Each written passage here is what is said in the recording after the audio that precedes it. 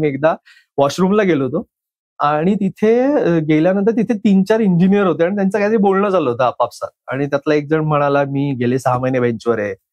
तर एक जण म्हणाला, "मी 6 महिने मला डोकं वर काढायला वेळ मिळाला नाही, एवढं काम आहे, की मी अक्षरशः माझी बॅग घेऊन इथेच येतो, ऑफिसमध्येच झोपतो, सकाळी उठून पंचिंग करतो माय कामाला." गॉड. सो आणि मला असं झालं की नाही, हे लाईफ माझं नाही असू शकत. हां, करेक्ट. मी तिकडनं वॉशरूममधनं निघालो.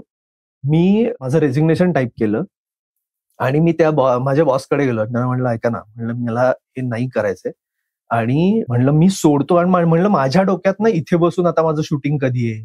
नवीन काय करता येईल? ह्या दृष्टीने मी विचार करतोय. So I think this is unfair या. To your company." म्हणलं, "ज्याला मी तुमच्याकडनं पगार घेणार आणि मी तुमच्या इथे बसून जर मी भलत्या कामांचे विचार करत असेल तर मला पटत नाही स्वतःला. सो मला असं सोडायची इच्छा आहे." तर ही वॉज हॅपी. ते म्हणले की "तू पहिला माणूस आहेस म्हणे जो ऍब्सकॉन्ड न होता, ज्यांनी आम्हाला येऊन सांगितलं की कशासाठी मला जायचं."